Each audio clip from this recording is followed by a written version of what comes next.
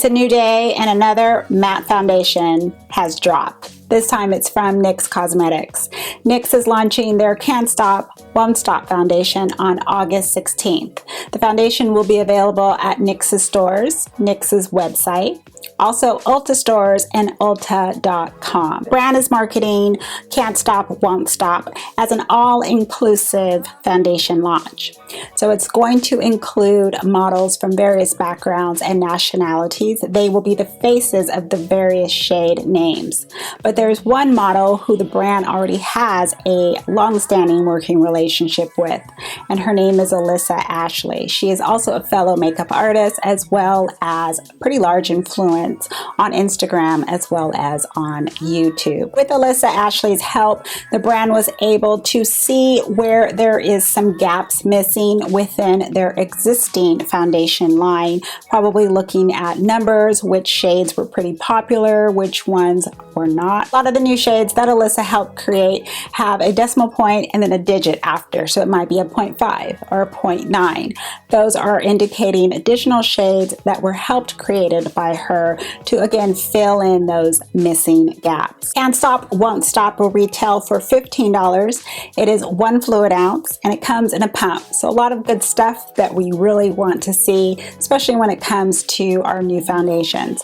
The foundation will have a matte finish and it's supposed to be lasting up to 24 hours. I am not testing that because I do not leave my foundation on for that long, but those claims, when you see that on a foundation, would indicate this is a foundation that is going to offer a lot of longevity, different working conditions, different climates. So it's something that's really supposedly going to hold up well depending on your everyday use. I was able to pick up a full-size bottle of the Can't Stop, Won't Stop at BeautyCon. The brand had a booth there. I was able to swatch a lot of the shades, find my perfect match, and start playing around with it. The shade that matches me 100%, I am very pleased with the color as well as the undertone, and that shade is Cappuccino. Not surprised, I tend to fall into that Cappuccino title. What other foundation I love that is also named Cappuccino? If you watch my videos, you know which one that is. I do have a lot of information to share with you. I have a color wheel that I was able to pick up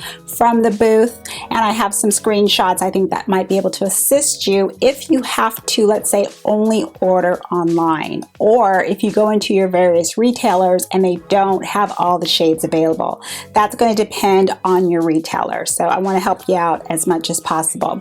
First, I just want to quickly go over just my own findings, my own results with the foundation. First up will be day one, so I have some footage to show you.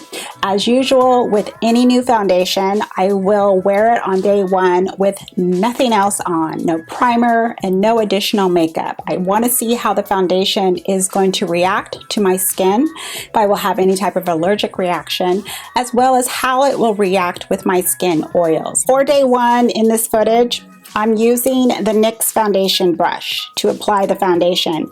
I don't like it. I don't like the foundation with the NYX brush. It's something with that brush that makes it go on for me just too thick. It looked and felt like there was foundation, like something is there on my skin. Now I have smooth textured skin, so the minute something touches my skin, it can be air, I can feel it. So that's actually a good thing. So I said, I don't think I like it with the brush. But of course I still left it on, wanted to see how it would feel that day. I also did not detect any type of a scent to the foundation, so nothing alarming there. And then at the check-in at the end of the day, where I'm showing you just how it overall looks on my skin, I feel that it looks fine. I'm not overly greasy in certain areas. It looks the same as how I applied them in the morning. So I don't see anything clinging to any dry patches. I'm very good at exfoliating my face in the morning. Nothing that's alarming to me for day one. One of the traits of the foundation is that it's a full coverage foundation. Myself, I prefer medium coverage, meaning I go in with one layer just to help smooth and even everything out. I don't go in with a second layer in that way. My second layer is only to build up in those areas in which I need. So if a foundation is a full coverage foundation, I expect my second build up in just those areas for it to really start to show me that it can build up to a full coverage, meaning it will cover up those imperfections. The imperfections on my skin would be the hyperpigmentation, the dark mark. So if it can cover up and I can actually see that in my big magnifying mirror, then that is indicating to me that the foundation has enough pigment and it will start to cover. So I would go in on my second layer to just build up in those areas. I could not see the foundation building up enough to cover a dark mark where I would feel, okay, I don't need concealer, or okay, I don't need to use a corrector and then add a little bit more foundation. I have other foundations in my collection that I can actually start to see on that second layer, it's starting to build up. So with the can't stop, won't stop, I don't feel the pigment level is strong enough to start covering up those imperfections. Everyone's skin imperfections, of course, are going to be different, but that's my professional opinion, that it is not truly built up to a full coverage foundation. Now on day 2, I decided to use a beauty sponge. And here is where I prefer the actual texture of the foundation. I prefer to use it with the sponge. Now myself having normal skin, but if it's going to lean towards anything, it's going to lean dry. So I don't tend to, well, I don't, period. Let me go back. I don't like and go crazy over matte foundations because I want to look like a walking thunderstorm. I'm tired of matte foundations, all these matte releases, and I want some dew. I want that skin-like appearance on my skin. So for myself, using a sponge produces that for me with this foundation. So that's how I prefer to use it. My overall results with the foundations, as well as any type of check-ins, has pretty much been consistent. The top factor I've noticed with this foundation is that it holds up incredibly well in the heat. I am in Southern California. We are having heat waves. I'm having temperatures of over 90 degrees, which is like my boiling point, almost up to triple digits. I have been going to the concerts in the park on the weekends, and I actually one day I had the footage here where I wore the foundation. It did not slide off anywhere. I was dancing, I had my hat on, and it just holds up wonderful in the heat. So what is that going to show me? That's going to show me that various climate changes, whether let's say it's rain or it's snow or it's wind, of course the heat, this foundation is pretty much going to stay put. So not only is skin prep key, how you're applying it, what you're setting your foundation with. Let's say if you're very oily, you're using your setting powder. Or for myself, I prefer just to use my setting mist. I have some that will really lock it in place. I didn't necessarily use a lot of powder with this particular foundation because I noticed that once it is dried and it's set, it pretty much just sets on its own. So I didn't want to be applying too much powder. But it locks into place and it is working fine throughout the day. Now I have footage of the actual wheel to show you, again the wheel that I picked up at BeautyCon, but I first want you to take a look at this page that I also was able to take a screenshot of the actual foundation titles and then the undertones underneath. Here is where I saw a discrepancy, so if you want to just stop the video and take a screenshot as well as the screenshot of the wheels, hopefully it'll help you out. Here's the shot from the book, and it's just from the artist's book, again of various shades. Now it's not all of the shades, I don't believe it's all on here, but it's probably enough to where luckily if you can find your shade in here, your shade name of what you think you are, then you can see the undertone. Now again, my shade is Cappuccino. So if you see Cappuccino on the book sheet here, it says that it has a warm undertone.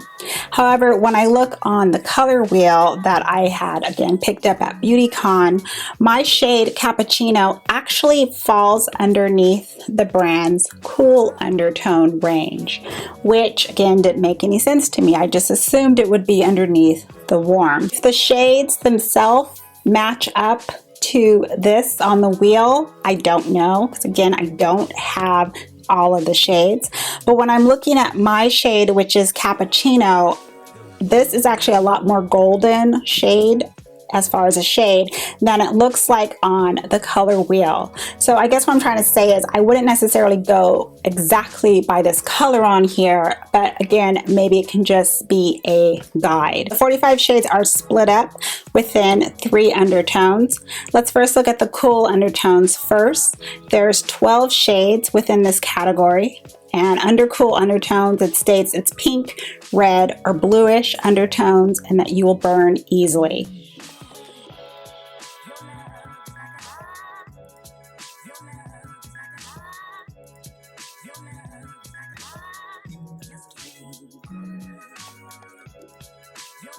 Let's look at the undertone for neutral. There's 19 shades in neutral, and actually the majority of the foundation bottles, the shades, fall underneath the neutral category. So they're stating that's a mix of warm and cool undertones and that you tan easily.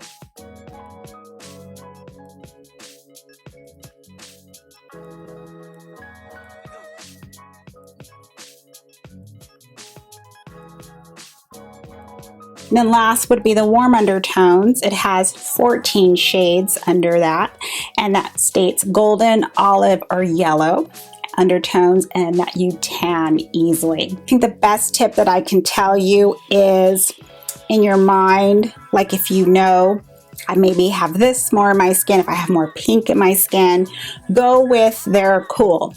And then if you have more yellow in your skin, you have a strong tone as such, then go with their warm. If you're thinking, well, I don't really know, or I fall more right in the middle, then of course go with the neutral. So the neutral tones will have just not that strong apparent of being either warm or too cool. It's just going to be that nice flat mix. So I do hope that that helps you, but that's just something that I noticed. But again, with Cappuccino, at least for my warm undertone, Cappuccino fits perfectly. I also want to take note of the shade Nutmeg. Now Nutmeg is right underneath Cappuccino. It is a 16.5, so 0.5 indicating it's a new shade.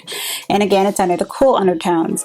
When I was swatching Nutmeg and actually kind of playing around with it, I noticed it also had like a greenish tint to it, and I was kind of leaning more towards Nutmeg. But when I went to another station and I saw all the other shades, Cappuccino just blended right into my skin. And the last area I want to touch base on is the actual ingredients. Now again, I was impressed with how the foundation is holding up in various conditions. And as I'm wearing it, I kept saying, this foundation reminds me of something else in my collection. What is it?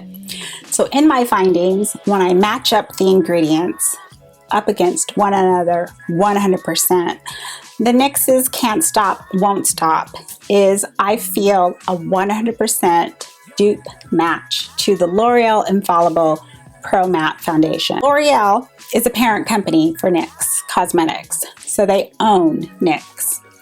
Now the formula for Infallible Pro Matte, it's already here and it's already in use. So, is this a new foundation per se? Is this a improvement of the existing formula? With the Pro Matte, there is this ingredient that actually is a binder, and it actually creates the agent to make the foundation waterproof. So again, helping in different climates and so forth. Now with the Can't Stop, Won't Stop, the actual ingredient is the same title. However, there's a few more things with it, but it's the exact same title. And all the ones that fit with that chemical compound all do the same thing. So it might be an improvement. I'm not a chemist. However, I can read, and the ingredients match up 100% in the same order, the same structure. To me, that shows me it is the exact same formula as the existing Infallible Pro Matte. This is truly a new foundation, so you're taking existing product and just changing the packaging and putting in this and slapping on the new name, and boom, it's coming out as a new product. It's not coming out as a new product because it's already there. The formula is already there. It's just in a different product, which happens to be under the parent company. But I do feel that it is somewhat of an improvement for the sole reason that there's now all these additional shade ranges that, believe me, with the Pro Matte was barely there. I think, what, 8 shades, if not less than that. So at least with NYX's, we get a lot more shades to hopefully reach a lot more people out there to purchase the foundation. L'Oreal's Infallible is 1 ounce and it's roughly about $13, depends on what retailer you pick it up. NYX's is also 1 fluid ounce and it retails for $15, both the drugstore. So again, it's just basically which one do you want to go with, which brand. You as the consumer, you would need to make up your mind on that. But it is something I have discovered and of course wanted to share with you and be transparent and honest, because that's what this channel is all about. Fan break. That's all I have for you today. Those are my thoughts and the review for NYX's Can't Stop, Won't Stop foundation. Let me know if this is a product you plan on picking up, and I hope the little color wheel and the slow movement kind of helps you out, as well as the screenshot of the book page. Let me know if you have any questions, any concerns, leave them down as comments and I'll get back to you. I do thank you very much for stopping by and watching. I always appreciate it. I hope you all have a wonderful day or evening. And as always, I'm going to see you in the next video. Goodbye, everyone.